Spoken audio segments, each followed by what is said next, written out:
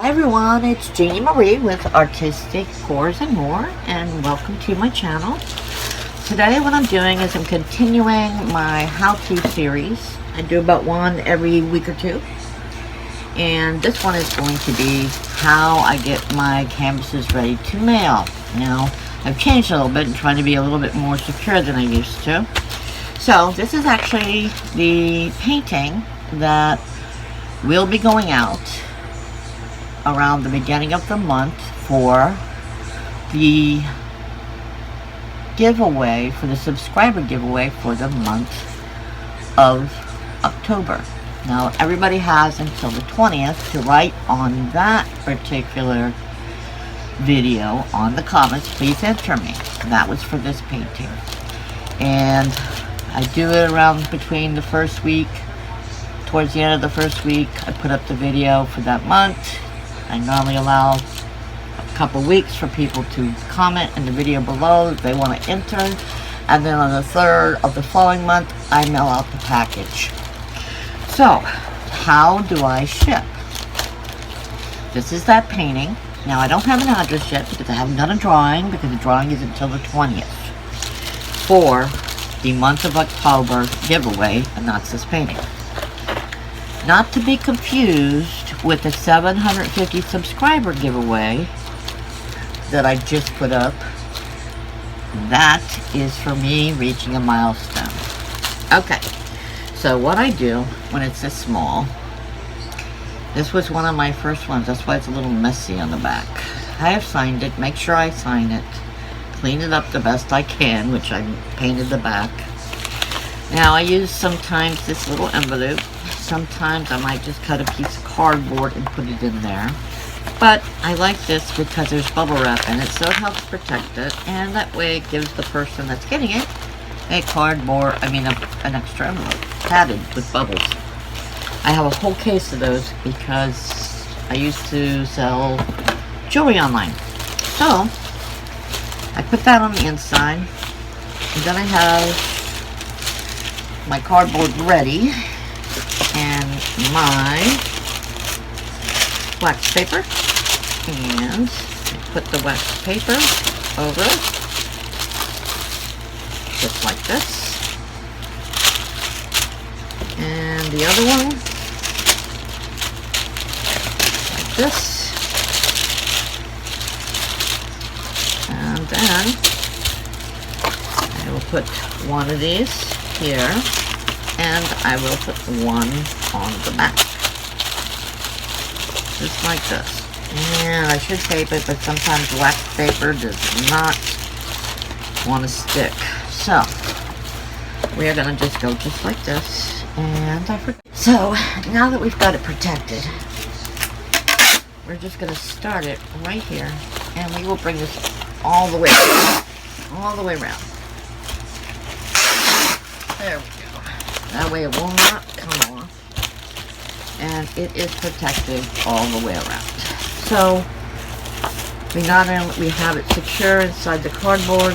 We also have padding in there and wax paper to protect the actual painting.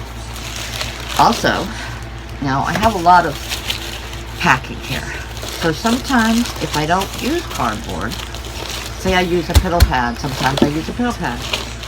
It depends on the painting, how far it's going, but it's your judgment call. And this is the best way to pack it, is how I'm doing this. It's what I believe is the best way, and how most people do. They use cardboard and they use the wax paper so that nothing sticks to it. And then if I have an extra envelope that I had, say for example from Prime, I might put it in there and then put it in the envelope. So I'm going to do that if it fits. Let's see what we got here. I always make sure to cross out all that if I am using an envelope that's already been used. So it does fit nicely in there, so that's just more extra protection. Right here, like that. And nice and secure. Give it a quick tape right here. Just like that. And now, this is going to go into this envelope. I get this envelope, so that's another one I use for if I need it. I save these because it's silly not to. You can use it for padding. You know, you just cross out with a permanent marker. So, now this is all ready to go. And I've already got, I picked this up at the Dollar Tree. I also get these at the Dollar Tree as well. And as a matter of fact, I think Brittany from Everyday Art with Brittany Gutner also pretty much does it very similar. And you can check out her channel and see how she does it as well. But I put one of these, you get 10 in a pack for $1. So it's 10 cents a piece. But you don't really have to do that if you don't want to. You do have this. It says handle with care, fragile. You can always circle it if you want, just to make sure they know. If you don't have one of these, make sure you circle that. If you get them at the Dollar Tree, you actually have a bag that's ready. I have my return address on there, and I will make sure that their address, whoever wins it, will be on there. This will now go in here, just like so. Barely fitting, but it does, right there. And normally, I have a scale, and I do, it's over there. So sometimes I print from home, but right now my printer's out of ink, so I will take it to, it's so much easier to print your label from here and pay for it if you have an account with them, and just go in and sit it on the, or drop it in the box instead of standing in line. So that's how I do it. Now these bags, they also come in a larger size.